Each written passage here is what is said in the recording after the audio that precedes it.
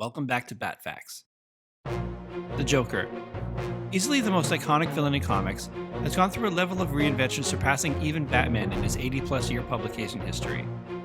From criminal mastermind, to theatrical prankster, to disturbed outcast, to a terrifying murderer, to a goofy trickster, to a literal walking horror show, to well, whatever this is. Honka honka! The Joker is constantly being reinvented. But what if these personality shifts weren't personality shifts at all, but actually different people? What if The Joker was a title used by multiple people working in chorus with each other? What if there were three of them? This episode of BatFacts, I'm talking about Geoff Johns and Jason Fabok's Three Jokers. Fresh off of writing Doomsday Clock, a de facto sequel to Alan Moore's Watchmen, for writer and former DC Chief Creative Officer Geoff Johns' next trick, he would write the de facto sequel to Alan Moore's The Killing Joke. Arguably the definitive Joker comic book, and his most considered canonical origin story, The Killing Joke was sadly denounced by its own author not long after publication. 3 months after I had written that, I was disowning it. It was far too violent. It was a Batman story, for Christ's sake. It's a guy dressed as a bat, Moore would tell Deadline in 2020. So with Alan Moore long having lost interest in Gotham City, Johns had an idea on how to revisit The Killing Joke. It's anyone's guess how long that particular story had been ruminating in Geoff Johns' head, but his first tease came at the end of the Darkseid War. In the twilight of the New 52, Johns would team up with relative newcomer Jason Fabok for the Darkseid War, a capper on his 5-year run on the book that launched the New 52, and a segue into DC Rebirth. One thing about Johns as a writer is that he never closes a door without opening a few windows. Our tease comes relatively early in the story, Justice League number 42, when the League encounters Metron, sitting on his Mobius chair. The Mobius chair is a DC Comics artifact dating back to 1971 and created by Jack Kirby. It grants whoever is sitting on it near infinite knowledge, answering any question they may have. When the League discovered the only way to gain the knowledge that they need to defeat the Anti-Monitor is to steal the Mobius chair, that's what they do, with Batman sitting on the chair first. Perhaps unsurprisingly, Batman takes to infinite knowledge almost too well. But in order to test it, he asks it test questions. First, who killed my parents? Only Batman can hear the answers, but the Mobius chair's response, Joe Chill, is correct, satisfying Batman. He then throws a bit more of a curveball. What is the Joker's real name? The unseen answer concerns Batman. He later tells Hal Jordan at the end of the story that the chair said that there were 3. He didn't know what that meant, but he was going to find out. In retrospect, it was perhaps a very sci-fi way to introduce what would turn out to be, well, not a more grounded story, but perhaps a more street-level Batman story. Theories, rumors, and speculation flourished for years as the Three Jokers plotline remained unresolved. DC went into its Johns-helmed rebirth period, the launch of which included this reminder. Jason Fabok illustrated the Batman half of the Button crossover, and Johns slowly but surely released the aforementioned Doomsday Clock with Gary Frank, as well as taking a more hands-on approach to DC's film division. But then came June 8, 2018, when Geoff Johns would call a meeting at DC's Burbank offices with Jason Fabok and editors Mark Doyle and Amadeo Totoro, where he would break down the entire 3-issue story page by page, while the others chimed in with ideas and questions. These pictures, released by Jason Fabok, we can see very telling accessories on the table. Both the deluxe and black and white editions of The Killing Joke, along with the Toy Biz 1989 Batman and Joker figures from the film, a Kenner Sky Escape Joker, and a classic Kenner Superpowers Joker. And of course, the ubiquitous Tiny Water.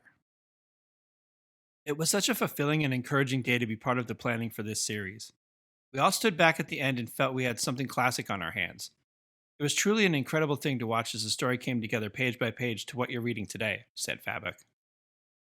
The 3-issue series for DC Black Label was announced a few days later, and Fabok began what would end up being a 2-year process of illustrating the series, occasionally revealing designs on Instagram, or releasing promotional prints like this one based on the Joker logo from Batman 89. Or this early promo image, a takeoff on this panel, featuring a very familiar trade dress. Originally set for a June 2020 release date, the first issue was delayed until August 2020 due to the COVID-19 pandemic. Coronavirus! With the extra time, DC and Fabok cooked up a way to capitalize on the frenzied hype building around the book, with a couple of bonuses. First and foremost, each issue would now ship with 5 covers, up from the original 2. Initially, each issue would have a cover featuring a close-up of one of the 3 Jokers, with the reflection of a pink light on the left of their faces. The variant covers would feature the same close-up of one of the 3 main heroes, Batman, Batgirl, and the Red Hood. For these 9 additional premium variant covers, Fabok would tackle iconic Jokers from moments in stories past. The first issue's variants pay tribute to the Joker's Red Hood origin, showing the very moment of the Joker's transformation, popularized by the Killing Joke, but originally told in 1951's Detective Number 168. The Laughing Fish, a classic comic story also adapted into an animated series episode,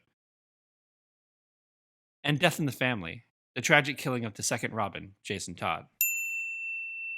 For the second issue, Fabok tackled the final Joker panel from 1940's Batman number 1, the Ambassador Joker from this Mike Mignola cover of Batman 429, and the Joker applying flesh makeup, which was not invented, but made famous by the 1989 film. Rounding out the last 3 covers, Fabok went to the Killing Joke once more for a pair of covers paying homage to that particular story,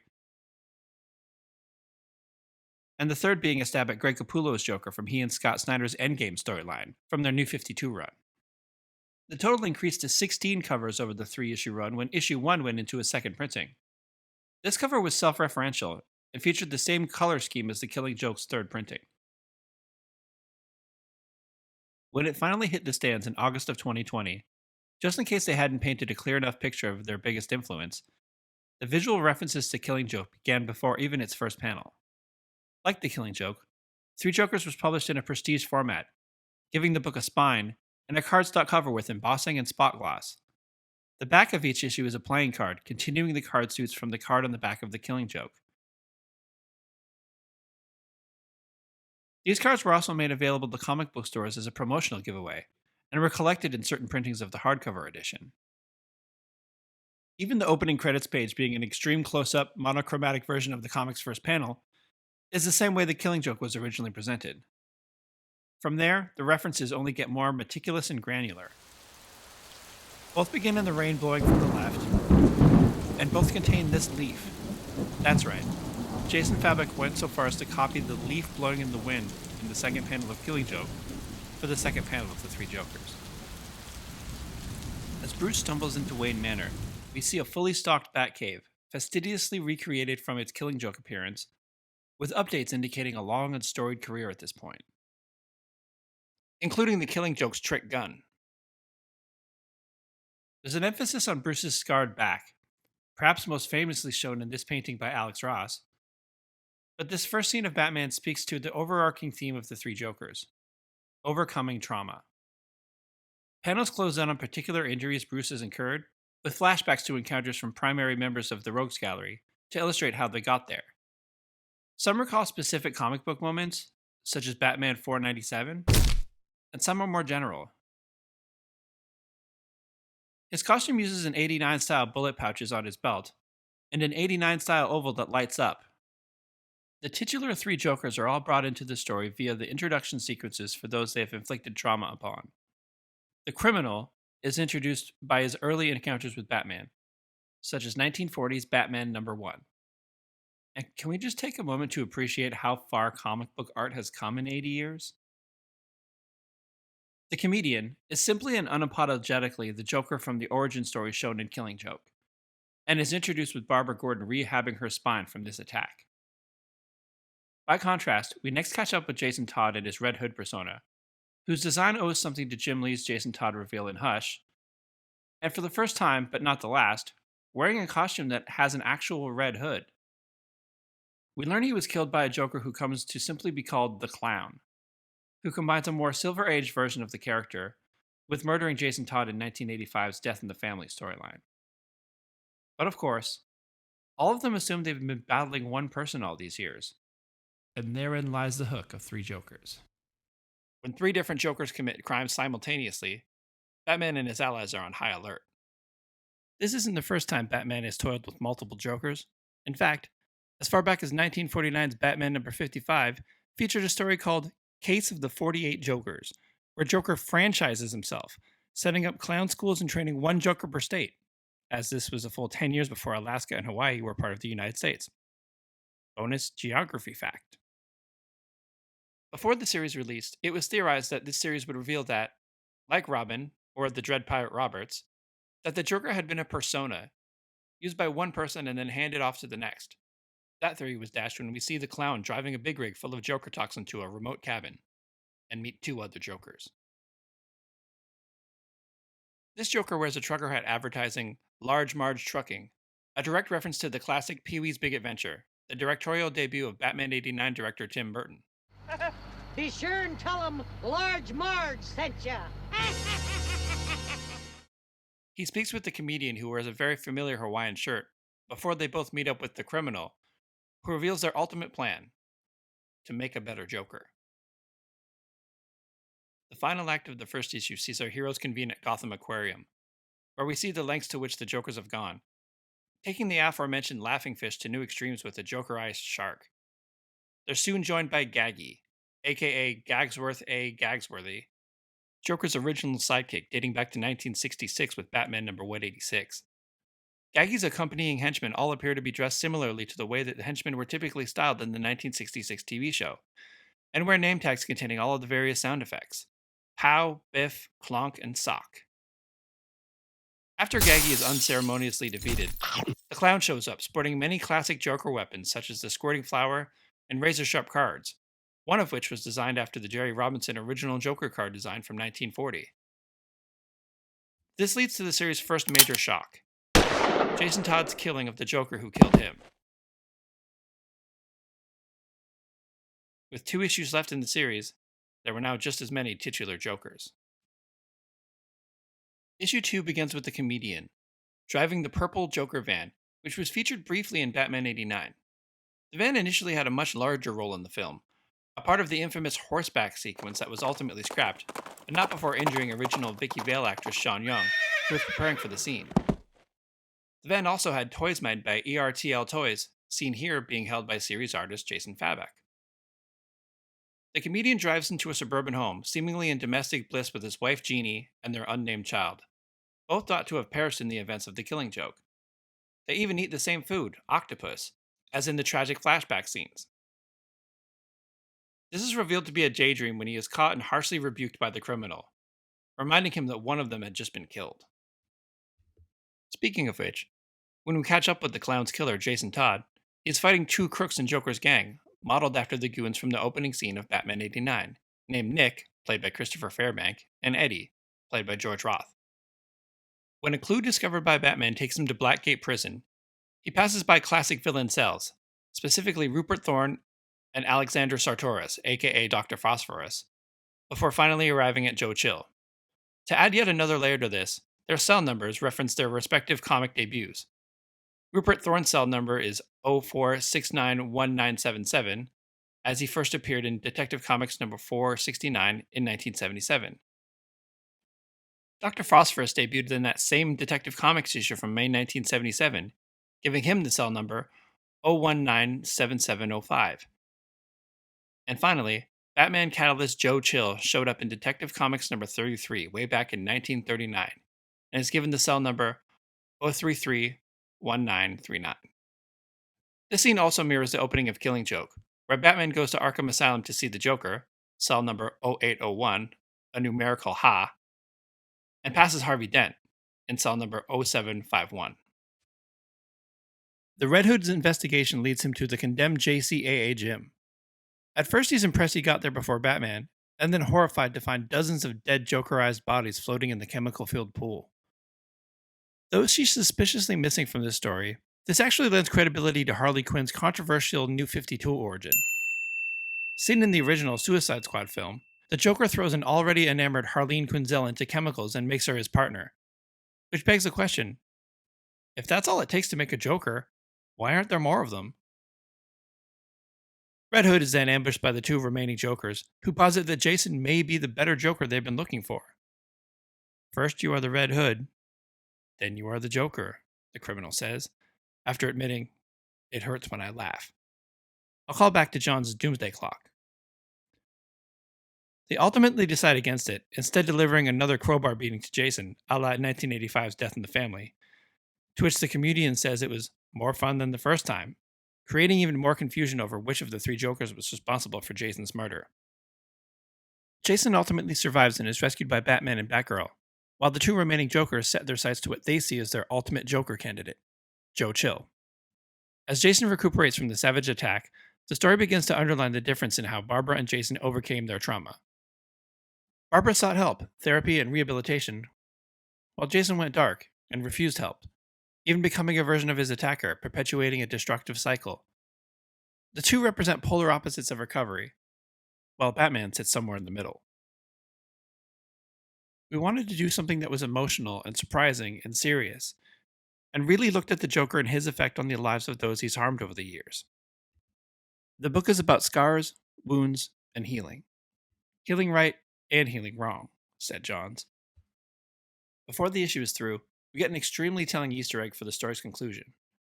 Batman has files on the criminal and the clown, but for the comedian, he simply looks at a globe, centered on Alaska.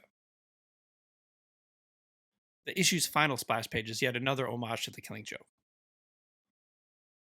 The third and final issue of the story was a far less Easter egg heavy affair, instead focusing on closing out the story they'd been telling. Though early in the issue we see our heroes sorting out who's who, the criminals panel is a recreation of this Batman #1 panel, the clowns panel is a recreation of this Batman cover, and for the first time in the series, the comedian is shown to be the same Joker as portrayed in the New 52's Endgame storyline, recreating this panel from Greg Capullo.